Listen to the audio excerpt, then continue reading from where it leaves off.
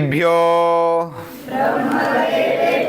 विजिज्ञे तस्य ब्रह्मणो विजये देवा अमह्यन्त तैक्ष्यन्ता अस्माकमेवायं विजयः अस्माकमेवायं महिमेति तद्धैष्यामि विजज्ञो तेभ्यो प्रादुर्बभूव तन्न व्यजानत किमिदं यक्ष्यमिति तन्न व्यजानत किमिदं यक्ष्यमिति।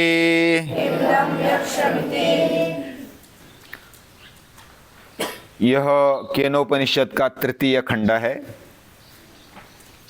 और इस पहले दूसरे मंत्र से एक कहानी शुरू हो गई। उपनिषदों में बहुत अच्छी अच्छी कहानियाँ हैं और वो कहानी के द्वारा कुछ हमें सीखने को मिलता है।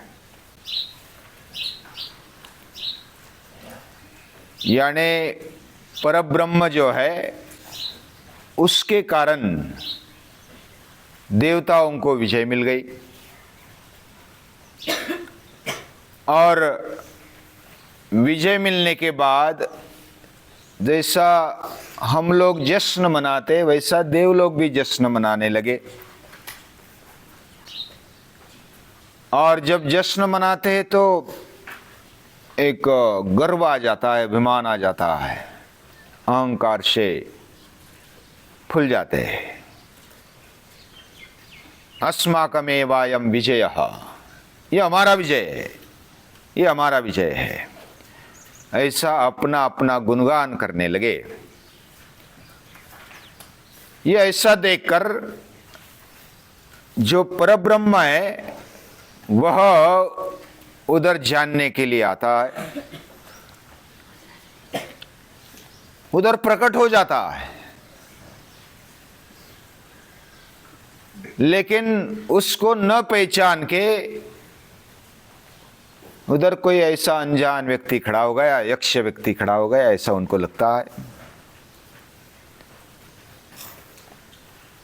इस प्रकार ये मंत्र का अर्थ है। इस कहानी में एक साइकोलॉजी समझाई, मानसशास्त्र समझाया है। यानी मनुष्य से लेकर, सामान्य मनुष्य से लेकर देव तक ये साइकोलॉजी देखने को मिलती है।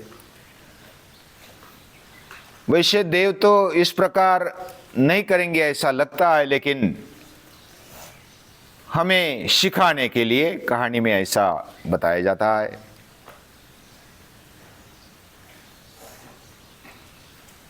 जो ऐसा भौतिक चीजों में रममान होकर के केवल जीवन जीता है और मैंने किया,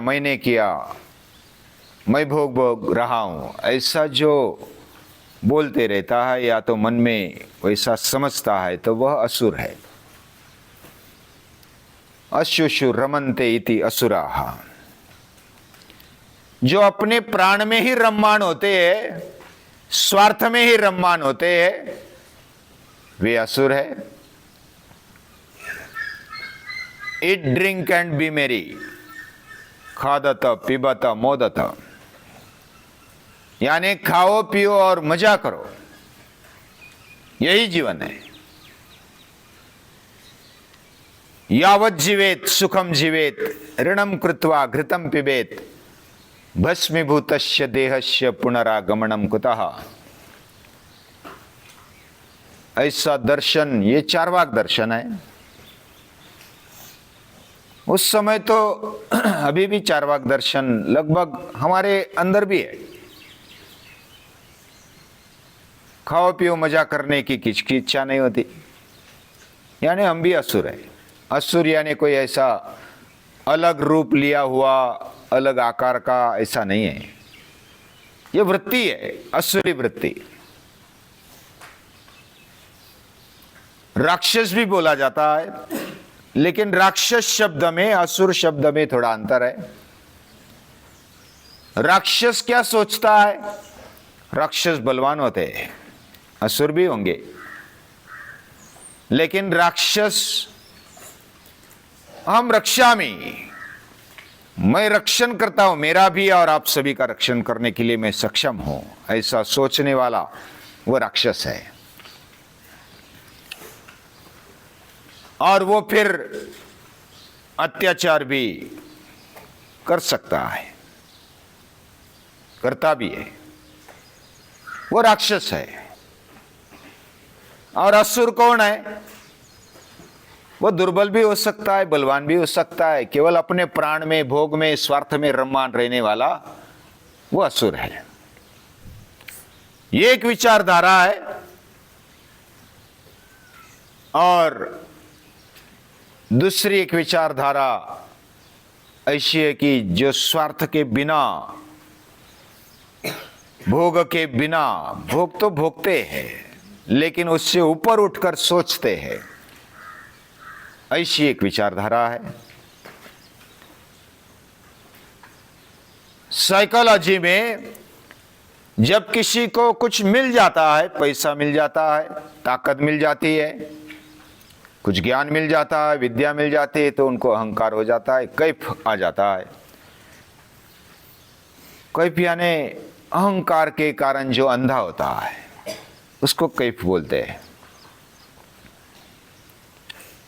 और ये लगभग समाज में दिखाई देता है। हमारे पास थोड़ी ताकत बढ़ी तो हम किसी को ऐसी टपली मार देते हैं, अरे भैया मेरी ताकत बढ़ गई, कुछ एक करना है तो कर ले कुछ। हाँ, इसको अहंकार बोलते हैं। किसी को खिजाना है या तो बस विनोद विनोद में खिल्ली उड़ानी है, तो जिसकी ताकत बढ़ गई, जिसका ज्ञान बढ़ गया, वो ऐसा सोचता है और खिल्ली उड़ाता है। जब हम बड़े हो जाते हैं, बड़े होने लगते हैं, तब शक्ति भी बढ़ती जाती है, अभ्यास के कारण ज्ञान भी बढ़ते जाता है और कुछ अधिकार भी बढ़ते जाता है। अधिकार यानी हम बड़े हो गए तो छोटों का हमें सुनना चाहिए, हमारा जो भी बताया हुआ छोटे ने सुनना चाहिए, ऐसा लगता है।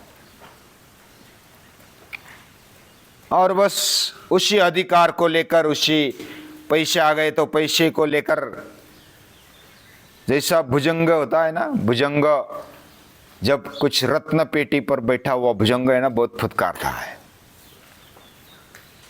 उसको उस पैसे का गर्व होने लगता है। पैसे का गर्व ये वैसे कुछ मिट भी सकता है, वो डरते हैं पैसा अगर चला जाए तो क्या होगा। सत्ता का भी गर्व होता है, कैफ होता है, वो भी कुर्सी कब चली जाएगी। लोकशाही में थोड़ा डरते हैं कि 5 साल के बाद चली न जाए। सत्ता से, अधिकार से जिसको परमानेंट अधिकार मिल गया, ताकत बढ़ गई, हुकुमशाह बन गए, तो फिर ज्यादा कैफ चढ़ जाता है। लेकिन उससे भी बढ़कर जो विद्या का गर्व होता है ना, वो ज्यादा होता है। विद्या जिसके जीवन में आ गई या तो आने लगी, तो उसको ऐसा लगता है कि मेरे जैसा कोई नहीं। एक बार एक कहानी बोली जाती है।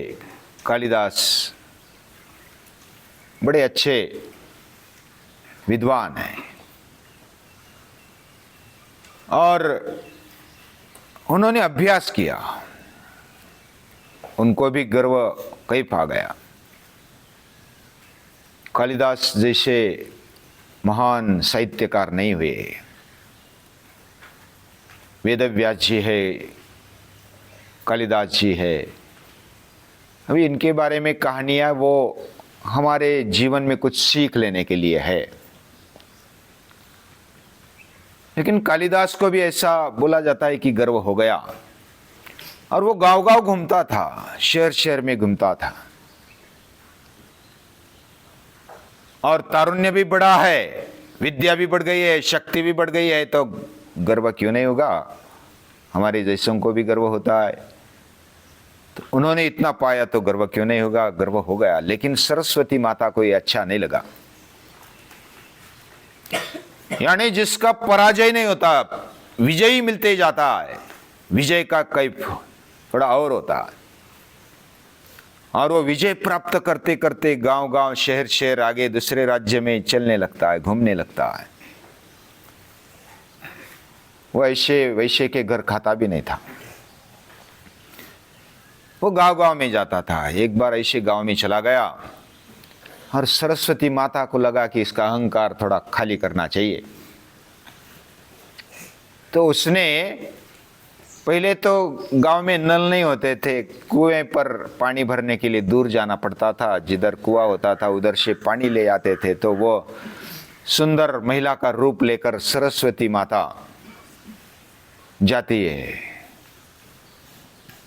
और एक घाघर यानी घट माथे पर और एक कमर पे लटका के वो भर के आ रही है।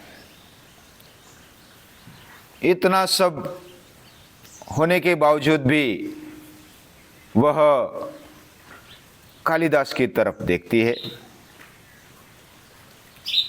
सुंदर और युवान युवती है और वो देख रही है। तो कालिदास को लगा, किम माम निरीक्षसि घटेन कटिस्थितेन वक्त्रेण चारु परिमीलित लोचनेन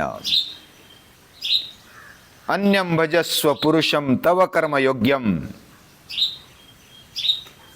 नाहम घटांकित कटिम प्रमदाम भजामि।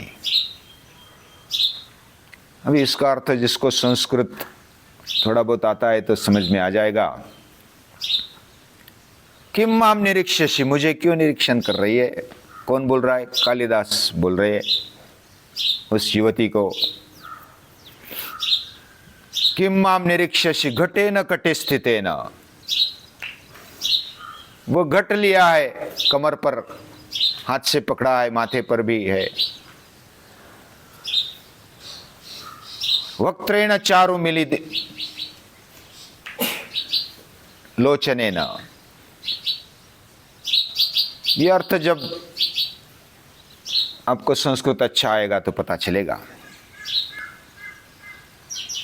तब पढ़ लेना। अन्यम भजस्व पुरुषम तव कर्म योग्यम, तू अन्य पुरुष को चुन ले, तेरे कर्म, तू तो पानी भरने वाली है। पानी भरने वाली के साथ मैं शादी नहीं करना चाहता। अन्यम भजस्व पुरुषम तव कर्म योग्यम नाहम घटांकित कटिम प्रमदाम व्रजामि, मैं ऐसे पानी भरने वाले के साथ शादी नहीं करना चाहता। अभी उसको, कालिदास तो कालिदास है, लेकिन उसको भी कैफ चढ़ गया। तो फिर वो